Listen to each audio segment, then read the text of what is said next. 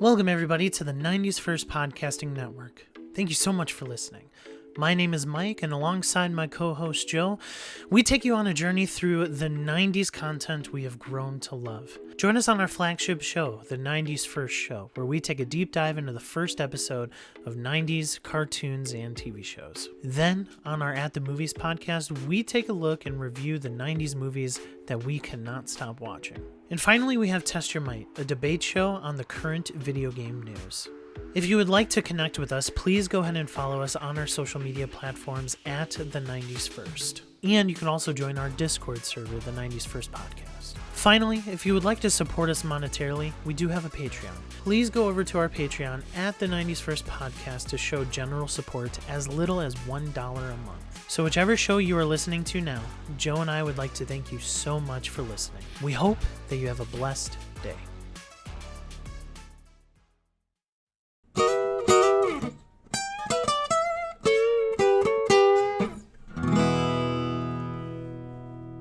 What's up, everybody? Welcome back to the 90's First Show, where we chat about the first episode of a 90's cartoon or TV show.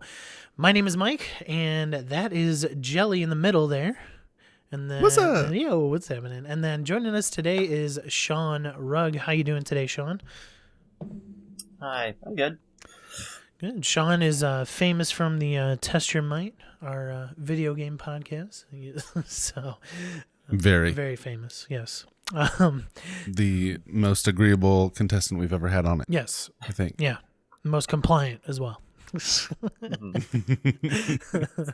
Well, Sean, it's good to have you on the show. I know that you're an avid comic book fan, so it's going to be really fun to chat about our subject for today. So listeners, just a reminder that if you want to connect with us, go to our socials at the 90's First, as well as our Patreon if you want to help support what we're doing here. So without further ado, let's get into the subject. We want to thank Cicero, our good friend Stubby Stan, and Jarrett the Bear from the Infinity Bros podcast for putting up 2 podcasts to be in a poll to see which one would win for us to talk about this week. And lo and behold, Jared chose X-Men, the animated series. So Jared, you have won. That's what we're talking about today. X-Men, the animated series, a show that lasted from 1992 to 1997. And of course, it is a team of mutant superheroes who fight for justice and human acceptance in the Marvel Comics universe. Jelly, I'll start your way first as we move into Nostalgia Lane. What you got on here? What are some of your good memories from this show when you were growing up? Probably everyone's good memories from the show is watching it and the Saturday morning cartoon lineup and just enjoying everything that it had to offer, which is great story, great characters, and some BA fight scenes. I'll keep it PG. Yeah, I loved the show. I did not know it was a comic when I was young, though. So I learned that later in life, probably middle school. Gotcha. Yeah. Okay. Sean, any good memories? Vague memories of Rogue's accent. And other than that, I don't think I watched a lot of this as a kid. I didn't really get into comics media in general much until high school. Yeah. Other than like the Spider-Man movies. Gotcha. So did you watch Saturday morning cartoons? I did. Yeah, I watched a lot of things. I'm trying to remember which exact were Saturday. The only ones I knew were Saturday morning cartoons were like Yu-Gi-Oh and Pokemon. And yes, and Digimon. Yeah, I didn't do that one. But then there was like I had waves of like whether I had like a available TV or like cable and stuff. So like my cartoon watching and like show watching as a kid is very scattered, and half of it consists of like when I got VHSs afterwards of stuff. So that's what's up. Oh, I hear you. Yeah. I hear you. Mm-hmm. Yeah, I remember growing up, watching Saturday morning cartoons, and it was the 4 that I looked forward to. One of them is not a cartoon, but it played during that time. Was Power Rangers, X-Men the animated series, Spider-Man the animated series, the 90's show, and Batman the animated series. All 4 of which I just extremely look forward to. There was also like you could throw in Gargoyles there, which will be probably another show that we'll cover at some point on the show. But man, this X-Men the animated series I was always watching Saturday morning, just like you, Joe. Now I've seen debates because X-Men the animated series, it's phenomenal in storytelling. So I've seen debates over the internet and stuff like that on which is better, the Batman animated series or the X-Men animated series. Sean, do you have an opinion on that? Well, coming from, I vaguely remember this one, and I've seen more of Batman animated series, but I never went and did a whole thing of it, and it was much later. I'm gonna have to go with Batman just because of what I know, and didn't it introduce Harley Quinn? So It did. that's something. It did introduce Harley Quinn, but X-Men the animated series has Jubilee. Yeah. That's true. That's accurate. And it's X-Men. Jelly, do you think this is better than They have Batman powers. the animated series? Yeah, they have powers. Come on now. So this is better? Batman is just a rich guy. Oh my goodness. Okay. He's just a rich man who wants to play hero. These are actual heroes getting out there, saving the day, doing the dang thing. Not a man dressing up in a onesie with a cool tool belt and a big bank account. X-Men win. Okay.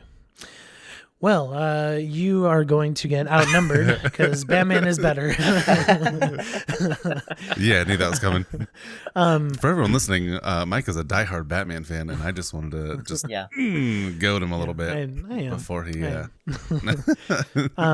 It's funny. Like Batman for me, it was always the media side of it. It wasn't necessarily the comic books. I didn't grow up reading the comics.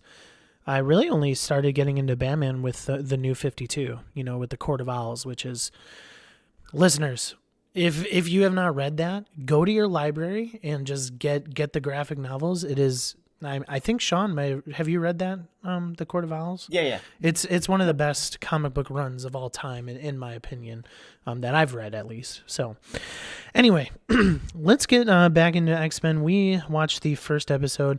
You guys, let's talk really briefly about a couple things. First, I want to know your guys' favorite character, and it doesn't necessarily have to be from the animated series. Who's your favorite X-Men, just in general? But you could choose one, obviously, from the animated series. But also, what are some things that initially stood out to you about storytelling, about the show in general, about how it was formatted and everything, how it was portrayed? What do you got, Jelly? What do you want me to start with? Do you want me to start with a favorite character or what I liked about the show? Sure. Yes. Okay. So, favorite character, probably Gambit, and it's the one that I'm most sad that they haven't really included in the movies. I think we've seen one little bit of him played by the Taylor dude, but they need more of him because he was my favorite in the cartoons. He's kind of the comic, the funny guy, and also the more blasé, don't care, this is what I do personality, and I love that about him. Everything's just a throwaway, whatever. Throwaway line here, throwaway thing there. Get it? Throwaway, because he throws. Anyways. No. My favorite thing, I'm a dad. My favorite thing about the series is probably the characters and the fact that they have so many and that each one has their own story and they spend, 5 years delving into everyone's story. We get a little bit more as we go through the seasons. It's not just here's your guys and this is what they're doing, weekly episodic type of thing. It's actually a serial run they go through and you learn more as you go all the time. So yeah, how they did the show I think is huge and way better than, I don't know, movie format I just haven't been a fan of so far. The cartoon animated series has been better than the movies in my opinion, bar Logan and Deadpool. Well, Days of Future Past was really good. X2 was good as well. But yeah, no, I think you're right. Do you think they were better than the animated series though? X2 is phenomenal. It's really I really think it's one of the best superhero movies of all time. But that's a whole different debate. Sean, what do you got? Who's your favorite character, and what did you like about the first episode as a eagle eye view? Yeah. Both of my top X-Men aren't here yet. Maybe they'll show up later, probably, but it'd be either Kitty Pryde or X-23. But on the show, as of this episode, it's Jubilee, with like Rogue as a close second, based on my vague memories of her later. Mm-hmm. And I think the top thing I like about the episode is one that they do focus on Jubilee, who's like just a great nexus of a bunch of different marginalities, which is what X-Men is about. And then also how like every character, they just go so hard into like specifying them immediately. I like that about it. Yeah. Yeah, I really enjoy just like I mean, you kind of got that the registration, like the trying to keep the mutants in check, from the government, and it's just really cool how they played each of the characters into into introducing them, and in kind of talking about how they feel and how they're going to react to their situation of the Sentinels coming and and all that, trying to the government trying to keep these mutants in check, unfortunately. But yeah, if we're talking, like, I was always a fan of Beast. If we're talking about the animated series, like Beast was my favorite, guys. He is he's got those witty jokes. He's got those one-liners that are just like they're super cunning and witty, and just his abilities are fun too. Like, I remember in the second episode, because we it's a part 1 and part 2. In the second episode, you find him just in the police station, or not the police station, sorry, in the cell that they got him caught in, and he's just literally just hanging from the roof, just like side, just feet on one side, his head prod, and onto the other side, and I just love him, and just his science background and stuff is really cool. Yeah, I think Jelly hit it on for me though too, is that like the fact that this show was more of a series in the cartoon realm than it really was, just one-offs. Just like these one-off episodes that tell a story confined, which is not a bad way to bring a show, but you didn't, not at all. You didn't really see the way that X-Men did it in the cartoon realm, just like an actual through line story between with each of the episodes. So I think that's probably the most brilliant thing about this show, and that's what made Batman really good too, is because you had some through line with some of the episodes there as well. So well, let's dive into the first episode. Jelly, our notes guy, what do we got first and foremost? And let's chat about it. Who do we meet first? I mean, we got off the rip Jubilee. Though, I mean, if we're going off the rip, we got to talk about the jingle for just a minute. The intro to X-Men is one of the most iconic songs, tunes, whatever you want to call it, ever. Yeah. I mean, I can say that, and I'm sure that anyone listening is like, "Yep." So, boom, and then. Oh no, opens up on Sabretooth. Yeah. That's the first person we meet. Sabretooth just destroying a city block and throwing police cars over buildings. So I didn't realize that he was as strong as the Hulk, but turns out Sabretooth is the Hulk in X-Men. So fun fact. And then we meet Jubilee and her foster parents. But yeah, so awesome. Yeah, I mean, so is the fact that sorry.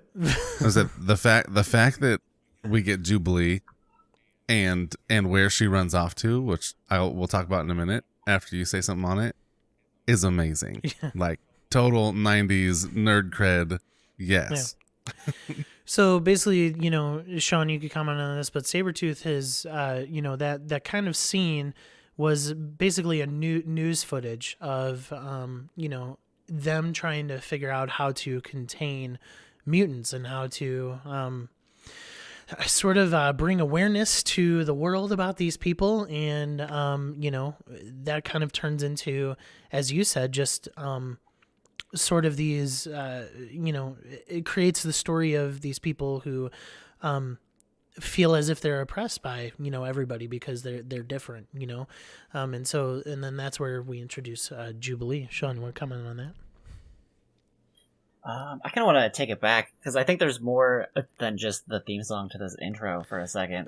There's just a lot happening. There's just so much happening in like the lead up to the whole movie behind the intro song, ending with like this great clash with like the excellent touch, I think, of having like the humans running off that it's like blink and you miss it, but like there's humans running out from in between them and like totally terrified. There's just a lot of like neat things like that in there that I think is pretty cool.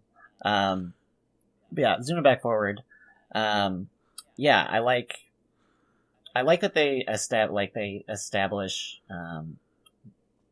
they like, it seems like they're establishing the world of the X-Men in stages, like they're in like for simplicity's sake, I think, where they start with the news coverage of Sabretooth and then like this two-parter where it's like X-Men versus the world, and then I assume very quickly later they'll have like mutants versus mutants. Yeah. But I like how even at the very beginning it's like, hey, here's the establishing problem, the big factor in the world, where it's like, it seems to be government versus mutants, and like maybe justifiably so because of Sabretooth. And then like, here's how it's impacting mutants being in a society or whatever. And I like that a lot. Yeah. And what's cool is I think they bring it on in somewhat of a small scale by introducing Jubilee, who is first discovering her powers. This is like her, her first couple instances where she's really figuring out who she is, as a person, as a mutant. And it's really cool how they kind of start that story like that. Now, Jelly, you wanted to mention specifically, where does Jubilee run off to after her foster dad, reports her to the government? Bro, yeah, she overhears her parents arguing. Every kid does that. It happens. It's part of life. So I love that they included that. Because that's real. Parents argue and kids overhear it, and so I thought that was so cool to add something that is, viscerally real for most kids who probably watch this cartoon. But then she runs away to a freaking arcade, bro, like a real coin-op arcade, which is awesome. And then she breaks the machine and kind of has to run away. And then she goes to the mall because she's also a mall rat, which is totally 90s as well. But coin-op arcade and then freaking mall rat kid. Couldn't have been better. Like, that was exactly the era. They did it perfectly. Yeah. I was stoked on it. And then that's where they, that's kind of where they introduce the, the main antagonist here, in robot form, the Sentinels. Were you guys? Yes. Jelly, you grew up kind of watching them. Yeah.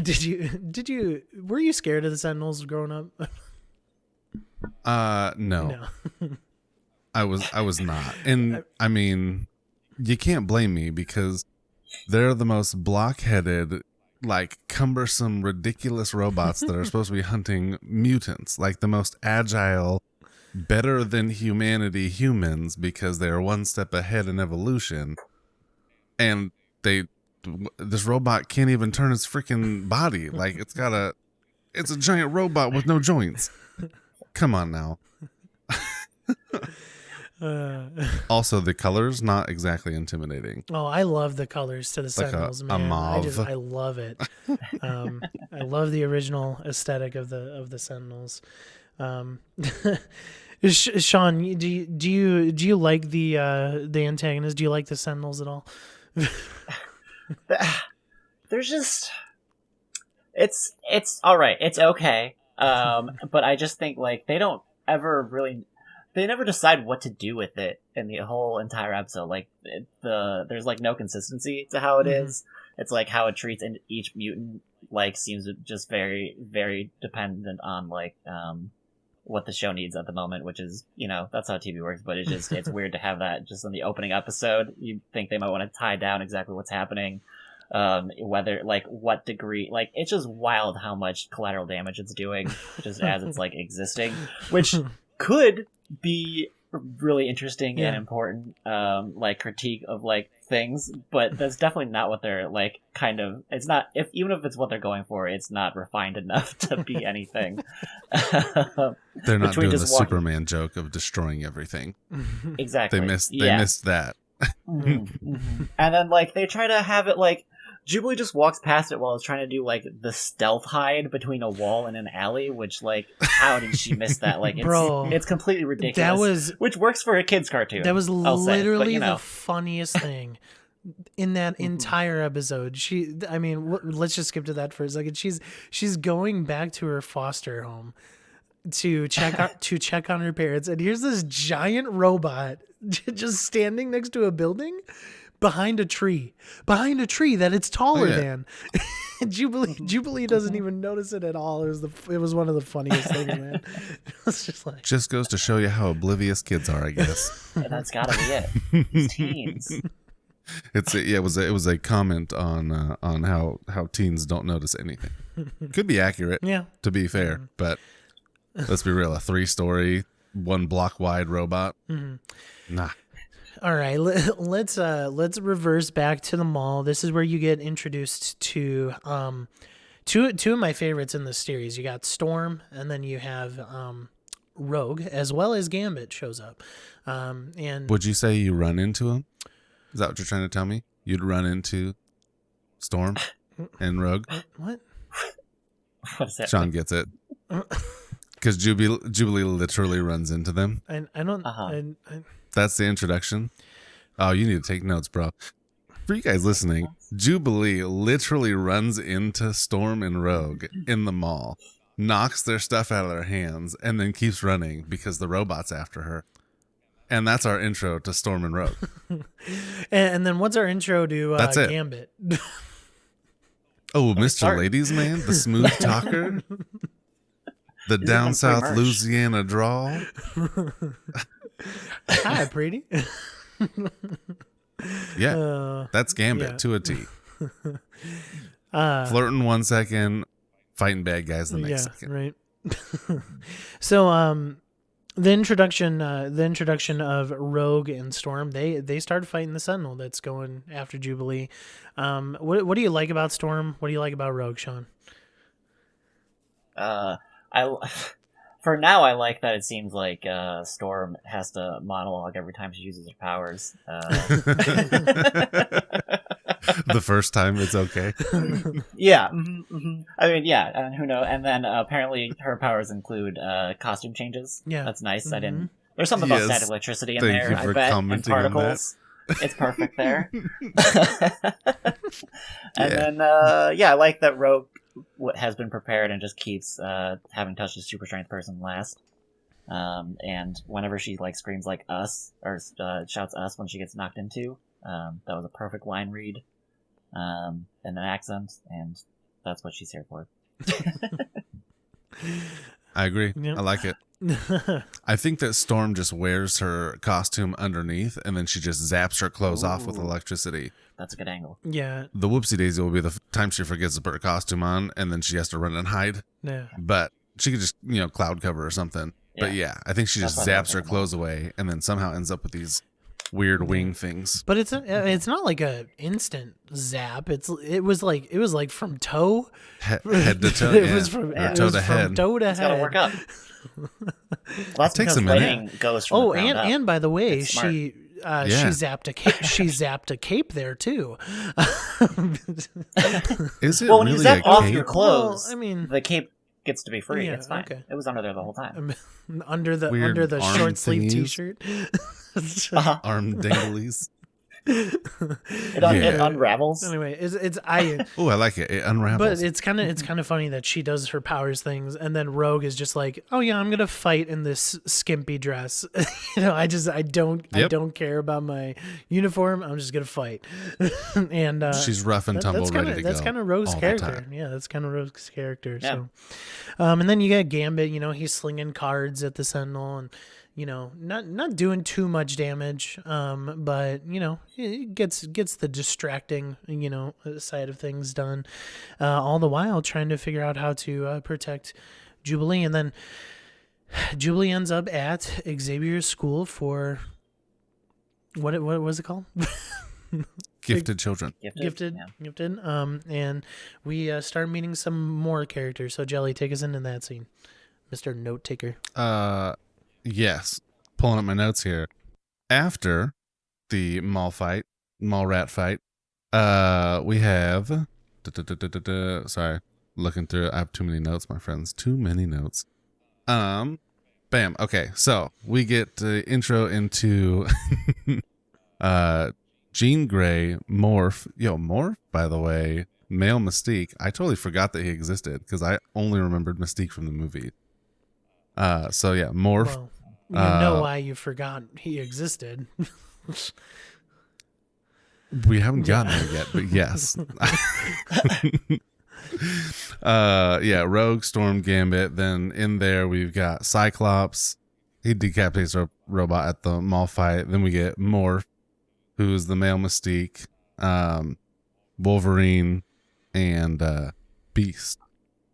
I think we get a bit of Jean Grey in there too. I can't remember. Yeah, you already said Jean Grey, but all right, perfect. Yeah, Jean Grey is not for somebody later down in the line in comics and in this show as well, for somebody who is very pivotal to the X-Men storyline and storytelling. She's not really featured too much in this first and she's an absolute episode. Like backseat character. Yeah. But Completely in this episode. Even both parts. She has 3 scenes. Mm-hmm. She uses Cerebro once and yeah. Well, Professor Xavier, he, wants to monitor Jubilee, and Jubilee is, she's tied to a bed basically. She's trapped, it seems, and she's trying to escape, and she ends up in their training facility, which is pretty funny as well. in the danger zone. In the danger zone. Sean, what do you got on that? You're a little.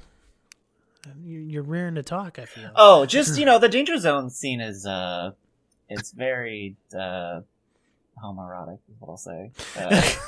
But, between Gambit and, Wolverine. But I really like, also, to keep it here, I really like Beast, looking at his vial saying, disconcerting, yet provocative. That's just something I can relate to a lot, Disconcerting, yet provocative. Had to take a screenshot of that. Yeah, there you go. Do you watch with subtitles? They were on, okay. so I didn't turn them off. I don't know. I normally don't, though. Yes, I do watch with subtitles. What are you trying to say, Mike? No, I'm just saying. I'm just saying, I wouldn't have thought to take a screen. If I hadn't. I wouldn't have thought to take a screenshot, with that. But anyway, just the introduction of some of the other X-Men. You got the famous Wolverine. You got Cyclops too, and Cyclops is.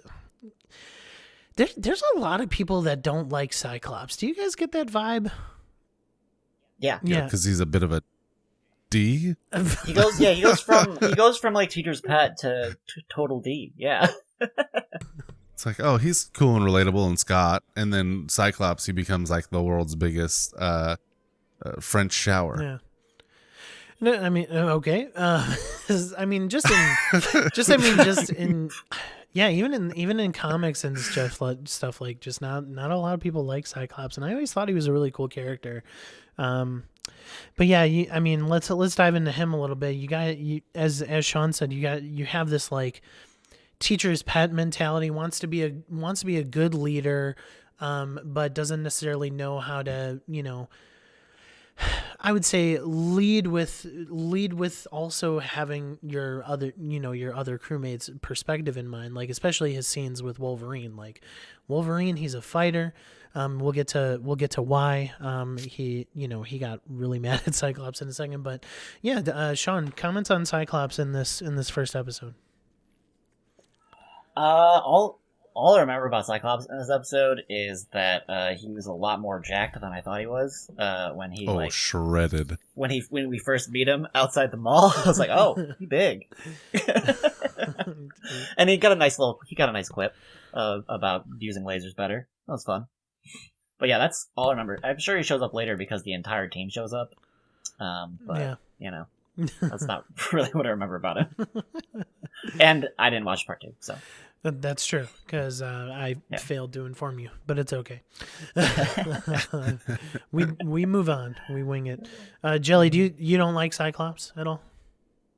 Not a huge fan, and I was always a Wolverine fanboy anyway, so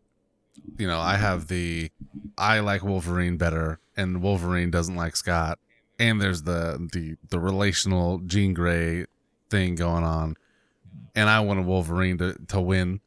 You just want the guy to win. Yeah. And Scott over here, pretty boy, with all the freaking things, the laser eyes, the freaking cut bod, looking like Chris Hemsworth.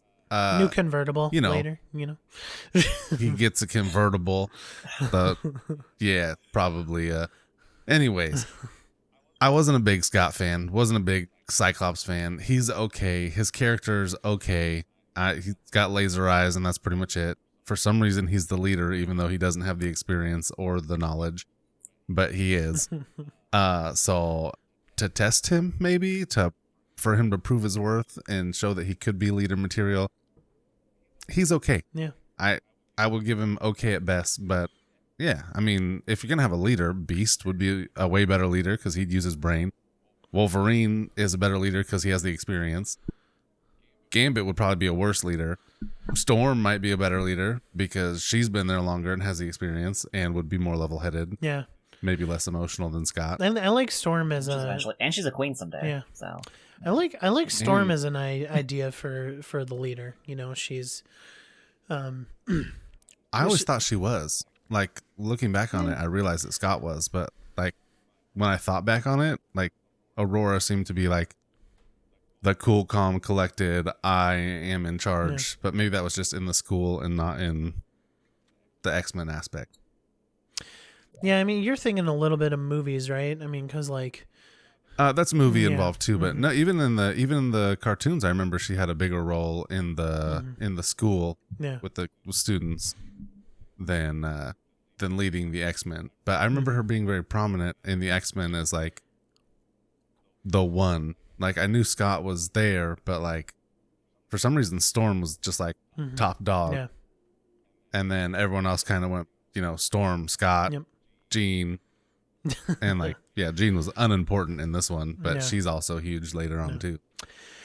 All right. Well, the team kind of gets together and they realize that they figure out that there is a certain place that has a full registration, both in digital and physical form, of every registered mutant, and they see the need to destroy that, and so they go on a mission to do so. And right off the bat, they got a couple coverts in there. Wolverine's in there. He's like, I don't want to be covert. This is a door, and I'm gonna claw it open. Typical Wolverine style. Exactly. But Sean, take us a little bit into that scene. I talked about this earlier, and it like the plan. So like starting with the planning scene, it was like, we're gonna send you 3. There's like 3 mutants that would be smart to be covert about. It'd be like Gambit, the one who's sneaky and steals stuff.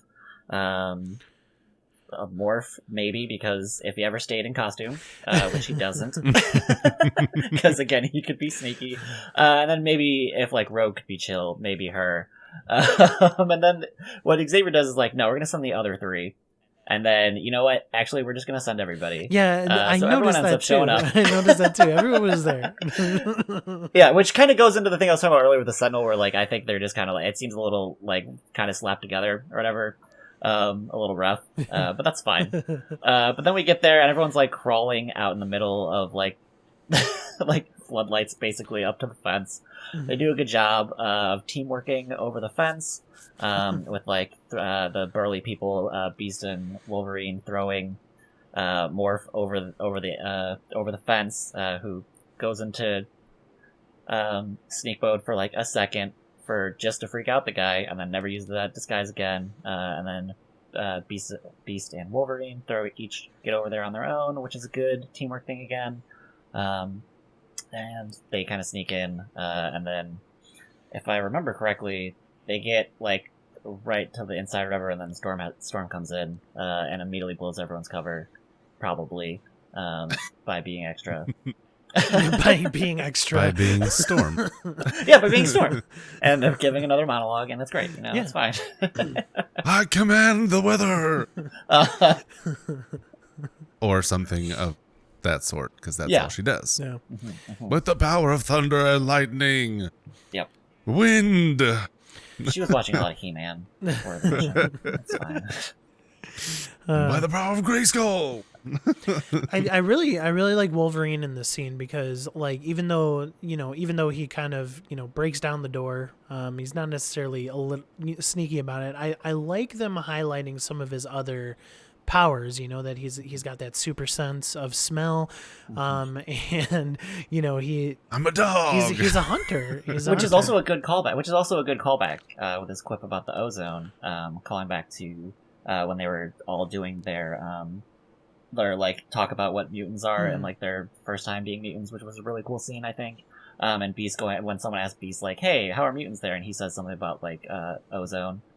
So I think that's a nice callback. Another teamwork thing. Teamwork makes the dream work, man.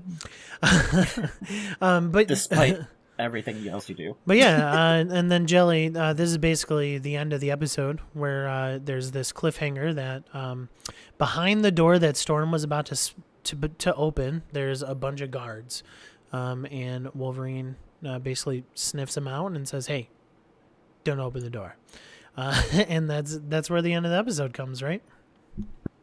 No. Isn't it? It's where the end of part 1 comes, but not the episode. Well, oh my. All right, well, I'll see you all later. It's the end of that, so. Yeah, they leave us on a cliffhanger. Part 1 ends there. Yeah.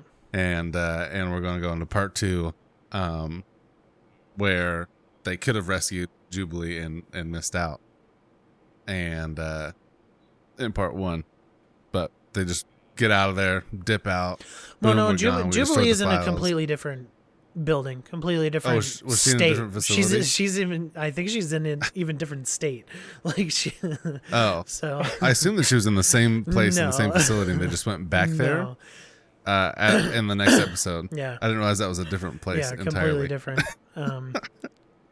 But yeah, the part that I enjoyed most about the last scene though is Beast is putting a virus into the computer to destroy all the digital data, and Storm destroys the monitor, not the computer, but just destroys the monitor.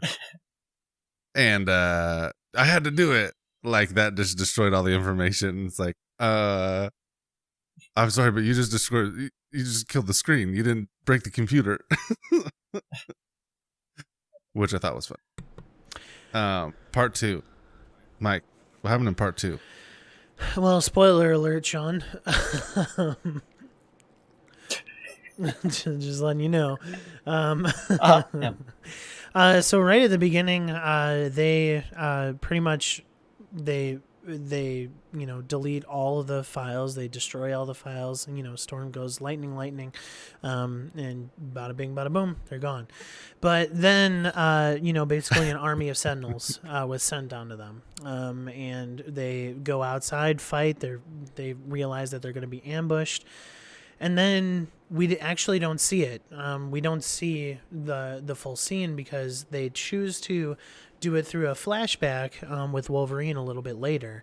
But right after that fight with the Sentinels, they go back to the school, and basically this is where Wolverine starts to show his teeth and his hatred towards Cyclops as a leader.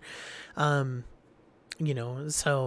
this is where you get that animosity that he does not like, and it. Oh yeah, they step off the Blackbird and he freaking gut checks him. Yeah, Just turns, hey Scott, and then freaking unloads just the massive uppercut into his solar plex. Ugh. Next time it'll be with these. Shows his claws. Well, Jelly, inform Sean of some of the other things, then we could chat about it, because my son needs to go potty, so. Dude, sounds good. All right. So, we get that. Wolverine and Scott, obviously not big fans of each other. I think it's more one-sided to Wolverine hates Scott than, Cyclops or Scott has a big problem with Wolverine. But Wolverine's pissed, gets off the jet, punches Scott in the stomach, goes into the garage, and he's upset. He's upset because, as we learn in just a little bit, Morph sacrifices himself to save Wolverine, and Wolverine wants to go back and save Morph and Beast, not knowing that Morph died, but thinking that he's injured and Beast is injured, and they're gonna get captured. Wolverine wants to stay and fight. Cyclops says, "No, we're getting out of here. There's too many Sentinels. We're not going to be able to defeat them all." Turns out they could have, because later in the same episode they defeat them all, but they couldn't at that point in time. So they come back. Yeah. So they come back. They have the I'm sad, I'm mad segment. Wolverine cuts the top off of Scott's car and gives him a convertible. Jean comes in and he goes, "Tell Scott I gave him a convertible."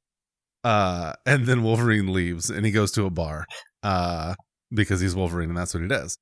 So Wolverine leaves, goes to a bar. We get a little bit of Scott and Jean. We get a little bit of Professor X, and we get the plan hatching to go to this other facility where they're holding mutants, where they're testing on mutants, Jubilee being the specific one, but where Beast is as well.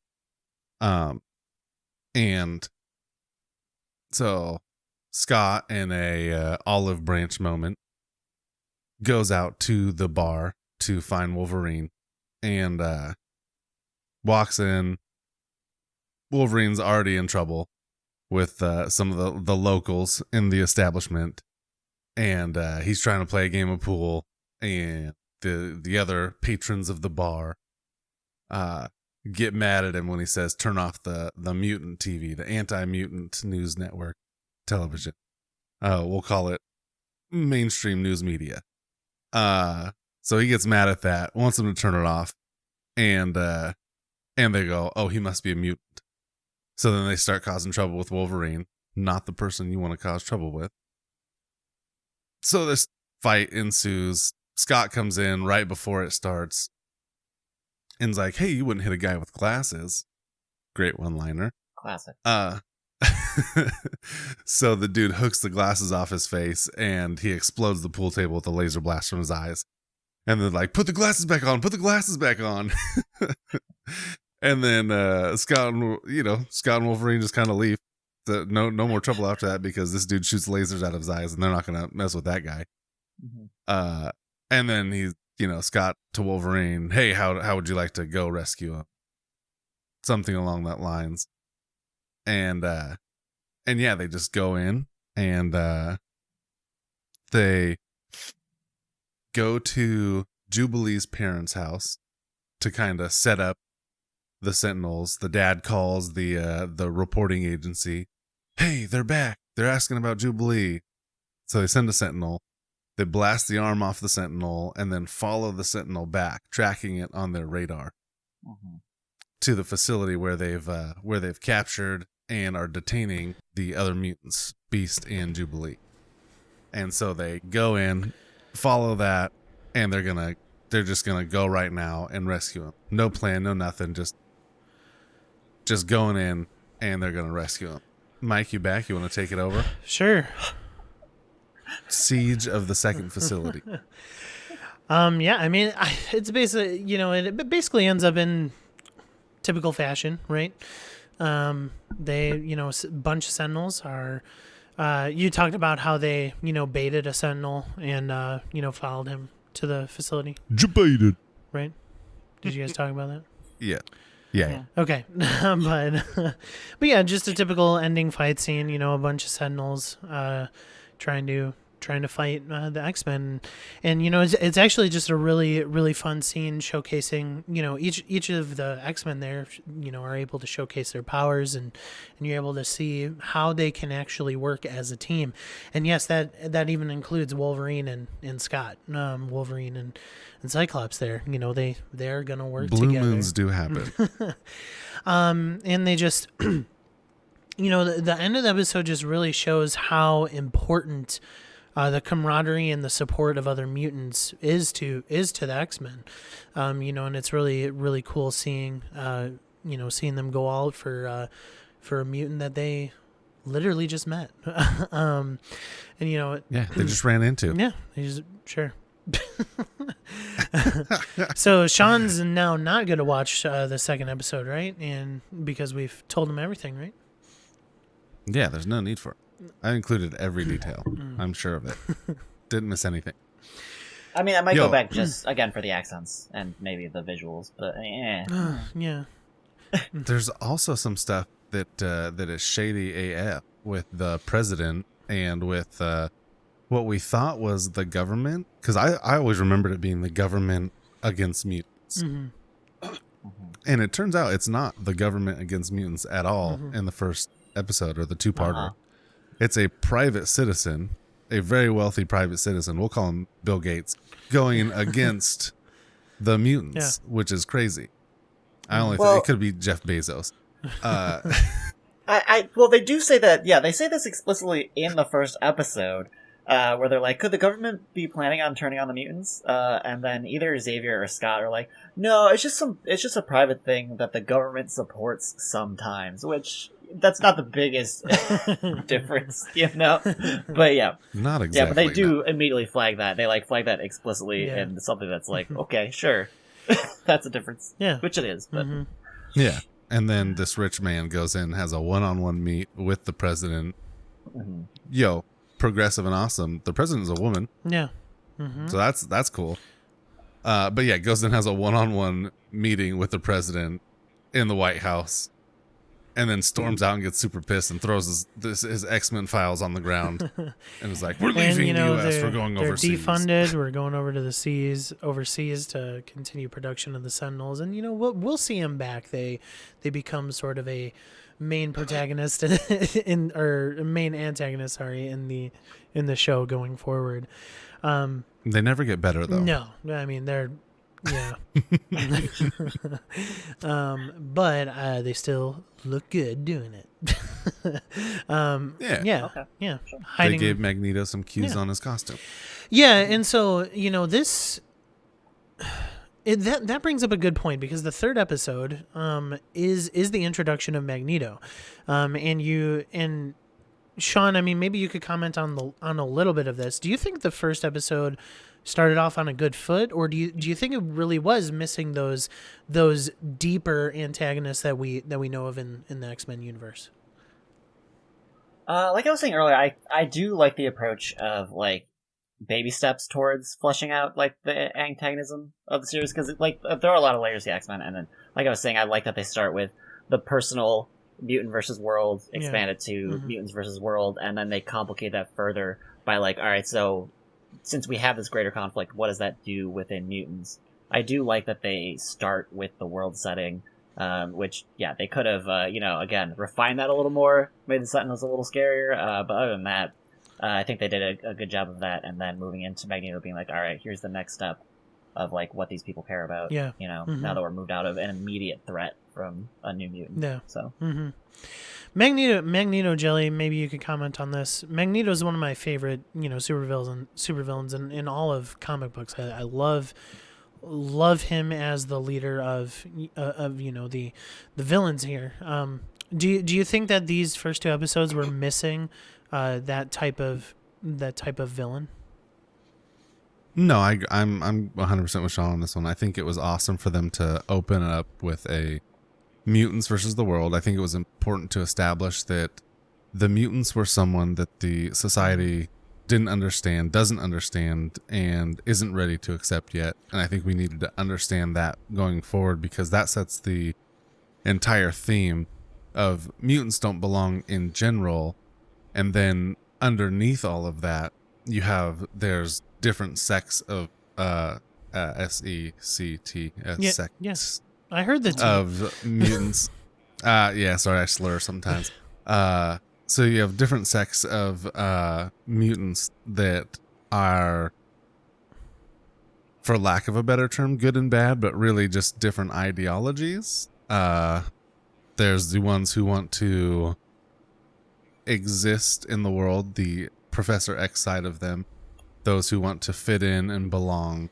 And then there's the Magneto side, which we get into, that wants to be the evolution and be better than, and not just be a part of society, but kind of be that next step in society and lord it over the people who don't have power. Yeah. A little bit.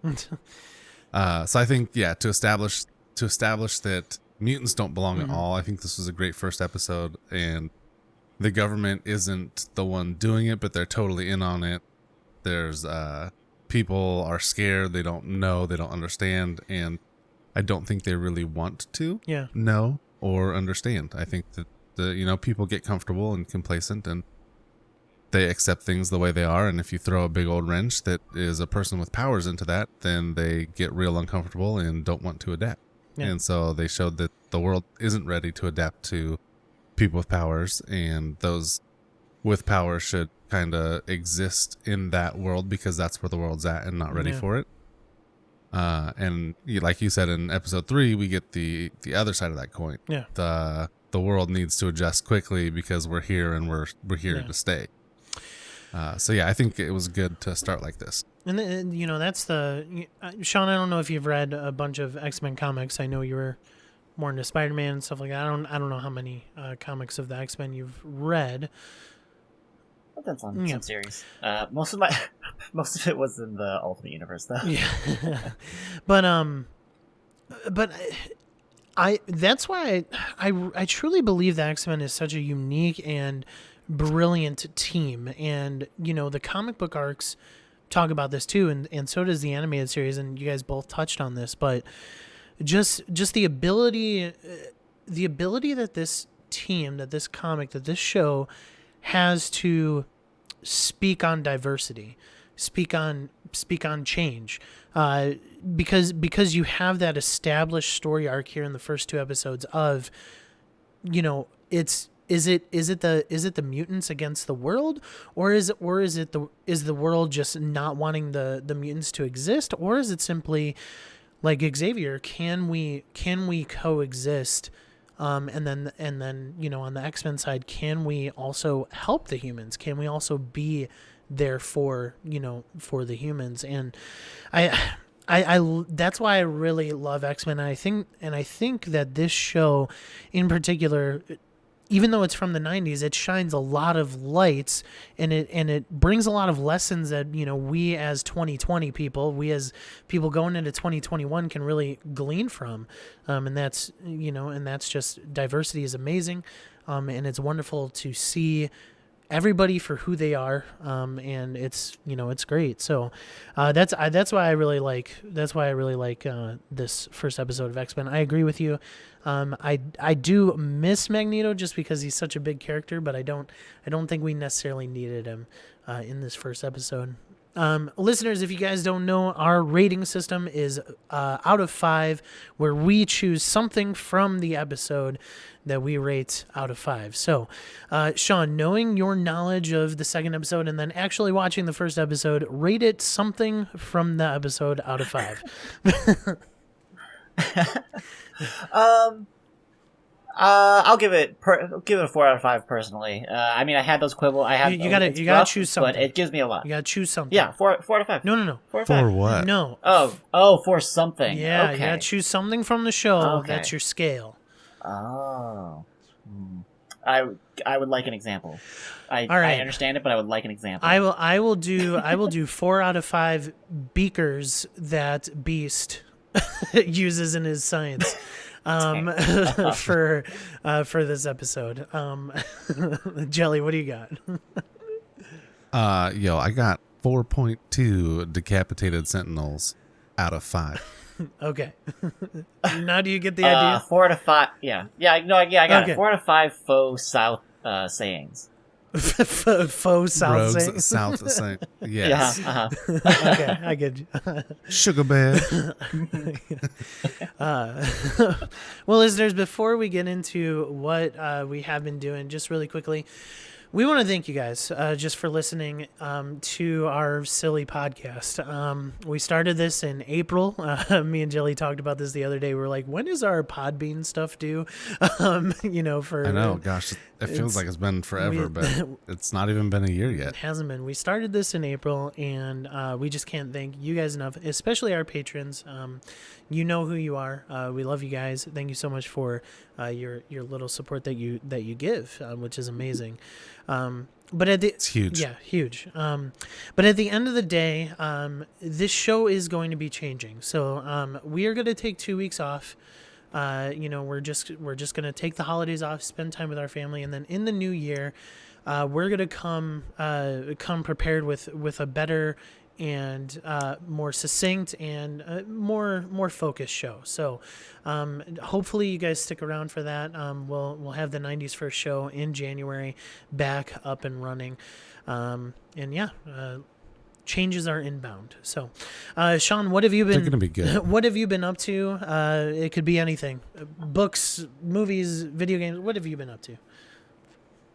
I have been catching up on 2020 games and an anime called The 12 Kingdoms, which is like from 2002. It's a really good. It's a really good Lost in Another World show. Mm-hmm. It's like probably the pinnacle in my opinion. Really? Okay. Nice. Yeah. Nice. So catching up on anime, I got access to HBO Max, and they got Crunchyroll on there. So they have some anime choices on there, and maybe I'll binge. But they also have all the seasons of the original Looney Tunes. Every single episode is on there. Wow. And I kind of want to binge that because I love Looney Tunes. Jelly, what have you been up to, my friend? A good friend of mine purchased me a copy of Ready Player 2. And so I've been reading Ready Player 2. And then playing some Apex and doing another podcast. And that's kind of it. And I'm a full-time employee. I work at a school system, so dealing with schools in 2020. And then I'm also a stay-at-home dad in the daytimes. So you can't see her right now for those watching the video format, but my daughter is hiding in the other room being totally amazing and awesome while I record. But yeah, Ready Player 2, super good. I can't recommend it enough. I am like 57 pages in now. And it's phenomenal. Mike, I know you're a little bit further. Don't spoil it. It's amazing. But Sean, you said games of 2020. What games are you playing? So I recently got Games Pass for PC, so I've been playing Ikenfell. And Ikenfell, I started that. Do you like that? Mm-hmm. I do like it. So I'm like 2 or 3 hours in. I like it. Everything about it, like with the school and the preview of like who the people are appealed to me. So I like it. The tactics start but they're pretty good once you unlock like the third person. Yeah. Yeah. I've never played a tactics game that's like had that timing system to it. So it was really unique. In my opinion, and well done. I've gotten used to that from Paper Mario back in the day. Yeah. The timing system on the attack was easy, but the timing system on the freaking block or dodge or whatever, I sucked at for sure. Bro. There's also a lot more, like, defense is also harder because there's a lot more to defend than to attack with, you know? So, I just a really brief story. The way I played Ikenfell the first time was not necessarily the best for that system. I was streaming it from my Xbox to my phone, via game streaming. And then a little bit of lag. My Bluetooth controller connected to my phone. But no, gentlemen, you don't know lag until I tell you the next part. I was casting my phone to my TV, and I kid you not, I had to press the button like maybe 3 seconds before I was supposed to get it perfect. It was not the best way to experience Ikenfell. You could just take your Xbox and plug it into your TV.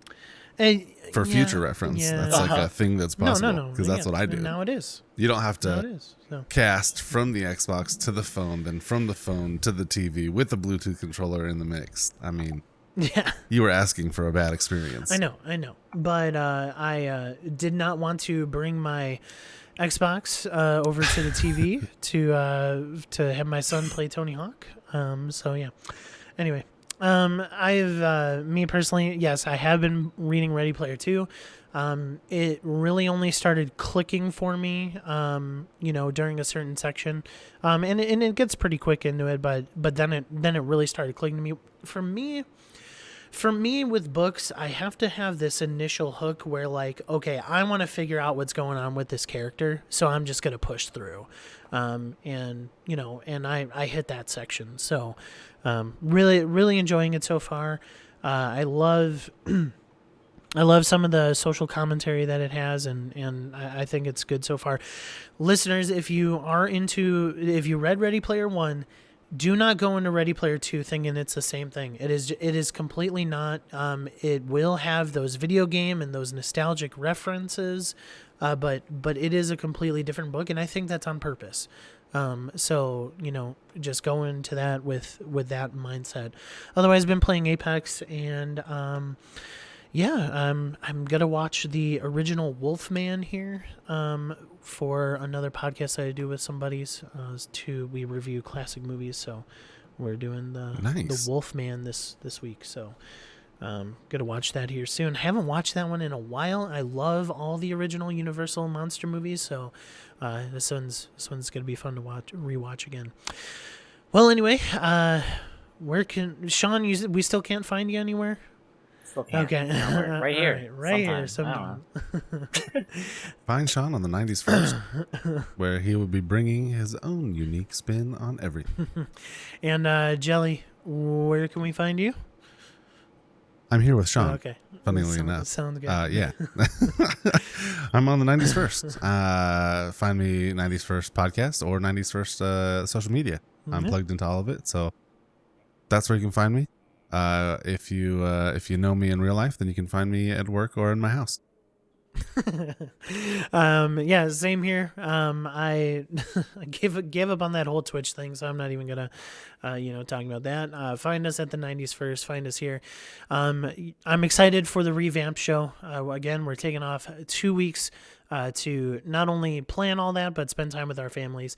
You guys have a great rest of your holiday season if you're listening to this. I really hope that you have some good time, maybe Zooming with your family, or video calling, or hopefully maybe you get to see some of your family. So we are all looking forward to 2020 being done, and we'll see you in the new year. This is Mike. That's Jelly. That's Sean. Bye. See you later.